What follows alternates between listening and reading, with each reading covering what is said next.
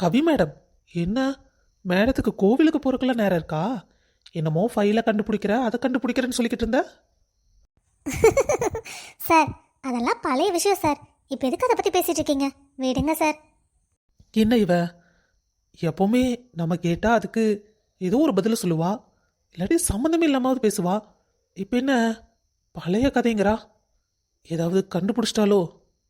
சச்ச, வாய்ப்பே இல்லை. இவளாவது நம்மளை கண்டுபிடிக்கிறதாவது எந்த தடையும் இல்லை. இவ எப்படி கண்டுபிடிக்க போறா? என்னது பழைய கதையா? ரவி சாருக்கு இன்னைக்கு ஒன் டே தான் லாஸ்ட் டே, ஞாபகத்தில் வச்சுக்கோ. ஆஹா சார், இதை நான் எதுக்கு ஞாபகம் வச்சுக்கணும்? அவர் தான் ஞாபகம் வச்சுக்கணும். நீங்கள் வேணா அவருக்கே ஃபோன் பண்ணி சொல்லிடுங்க. ஏய், நான் உனக்கு சீனியர், கொஞ்சமாவது அதை ஞாபகத்தில் வச்சு பேசு. என்ன சார், நான் எப்போ உங்களை மரியாதை இல்லாமல் பேசுனேன்? உங்கள் மேலே எனக்கு தனி மரியாதை சார். குமார், சார், குமார், ரவியோட ரிமைனிங் அமௌண்ட் எல்லாத்தையும் A to Z எல்லாமே கிளியர் பண்ணி விடுங்க. இனிமேல் ரவிக்கும் இந்த கம்பெனிக்கும் சம்மந்தமே கிடையாது. புரியுதா? சார், நான் ஒன்று சொன்னால் தப்பா எடுத்துக்க மாட்டீங்களே? சொல்லு குமார், இதுல தப்பா எடுத்துக்க என்ன இருக்கு? நான் தப்பா எடுத்துக்க வேண்டிய விஷயத்தையே தப்பா எடுத்துக்கல. நீங்க சொல்றதையே தப்பா எடுத்துக்க போறேன். சொல்லுங்க. சார், அது நான் என்ன சொல்ல வரேன்னா, ரவி சாருக்கு இன்னொரு சான்ஸ் கொடுத்தா. குமார், போதும். குமார், இங்க பாரு, நான் சொல்ல வேண்டியதை சொல்லிட்டேன். திருப்பி திருப்பி இது யாரும் என்கிட்ட எதுவும் பேச வேண்டாம். கவி, நீ ரூம்க்கு வா. ஆ சரி சார். சார், ஆதி சாரு. ஆதி வந்துட்டே இருக்கான். வந்த உடனே நீயும் ஆதியும் ஒன்னா உள்ள வாங்க. ஆ ஓகே சார். என்ன குமார், இப்ப சந்தோஷமா? என்ன சார் நீங்க இப்படி வாழ்க்கை தொலைச்சுக்கிட்டீங்க? உங்களுக்கு கேட்டது எல்லாமே எம்டி சார் பண்றாரு. உங்களை அவர் வீட்டு மருமகனாகவே வச்சிருக்காரு. ஆனா நீங்க இப்படியெல்லாம் பண்ணிருக்க கூடாது சார். என்ன கவி, நீ போகல? ஆ கண்டிப்பாக சார். எம்டி கூப்பிட்டுருக்காரு, நான் எப்படி போகாம? சார், நீங்கள் திங்ஸ் எல்லாம் பேக் பண்ணிட்டீங்கல்ல? என்னது திங்ஸா? நான் எதுக்கு பேக் பண்ணோம்? இல்லை சார், எம்டி சார் ஏதோ ப்ராஜெக்ட் விஷயமா உங்களை வெளியே அனுப்புறேன்னு சொல்லிட்டு இருந்தாரு. அதான் உங்கள்கிட்ட சொல்லிட்டாரா என்னமோன்னு சொல்லி கேட்டேன். நீ பொறி வச்சு பேசுறது எனக்கு தெரியாதுன்னு நினைச்சிட்டு இருக்கியா? போ, இந்த ஆக்டிங் எல்லாம் எங்கிட்ட பண்ணிட்டு இருக்காத. கொஞ்சம் வேலையிலே கான்சென்ட்ரேட் பண்ண. ஆ ஓகே சார், நீங்கள் சொன்னால் கண்டிப்பாக நான் செஞ்சு தான் ஆகணும். Sure sir. கவி, என்னது இதெல்லாம் உண்மையா? என்னப்பா, ரவி மாமா தப்பு செஞ்சுட்டாரு அப்படின்னு சொல்லும் போது நீங்க உடனே நம்பிட்டீங்க. என்ன ஏது ஆதார் ஏதாவது இருக்கான்னு ஒண்ணுமே கேட்கல. ஆனா இப்போ நாங்க ஆதாரத்தோட கொண்டு வந்து காட்டுறேன். ஆனா நீங்க அதை நம்ப மாட்டேங்கிறீங்க. ஏன்பா? ஆதி ப்ளீஸ், எதுக்கு சார் இப்படி பேசுகிற? பொறுமையா இரு. நீ சொல்லு கவி, இது உண்மையா? அப்போ நான் தப்பா? ஐயோ, அப்படிலாம் ஒன்றும் இல்லை சார். ரவி சார் மேலே எந்த தப்பும் இல்லை. இதை எங்களால் கண்டுபிடிக்க முடிச்சுது. ஆனால் இது கண்டுபிடிக்க முடியாமல் போயிருந்தா அவருக்கும் கடைசி வரைக்கும் கில்ட்டியாக இருந்திருக்கும் சார். மலர், நீங்க அந்த ராதா கம்பெனிஸ்க்கு போன ப்ராஜெக்ட் ஃபைலையும் குமாரையும் உடனே வர சொல்லுங்க. ஆ ஓகே சார். சார், கூப்பிட்டீங்களா? ம், ஆமா குமார். குமார், ராதா கம்பெனிஸ்க்கு போன ஃபைல் டீட்டெயில்ஸ் பத்தி உங்களுக்கு என்னென்ன தெரியுமோ அதை கவிக்கோ ஆதிக்கும் சொல்லுங்க.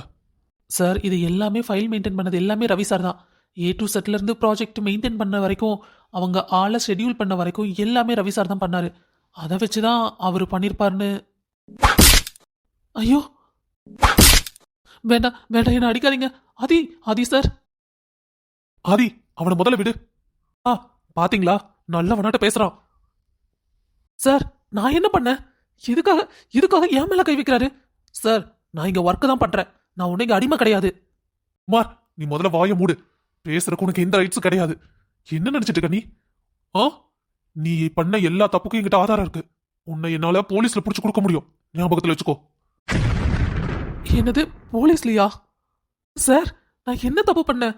உங்ககிட்ட என்ன ஆதாரம் இருக்கு? முதல்ல என் ஆபீஸை விட்டு வெளியே போ. Get out. Sir please. இங்க பாரு குமார், வெளியே போறியா இல்ல நான் கழுத்தை பிடிச்சு வெளியே தள்ள சொல்லவா? ஆதி ப்ளீஸ். வேண்டாம் சார், நானே போறேன். ஆனா என் மேல என்ன தப்புன்னு முதல்ல சொல்லுங்க. அது தெரியாம இந்த ஆபீஸை விட்டு என்னால போக முடியாது. குமார், இப்ப ஏன் நான் உன்னை இந்த கம்பெனி விட்டு அனுப்புறேன்னு உனக்கு தெரியணும், அதானே? சரி, நானே சொல்றேன், கேட்டுக்கோ.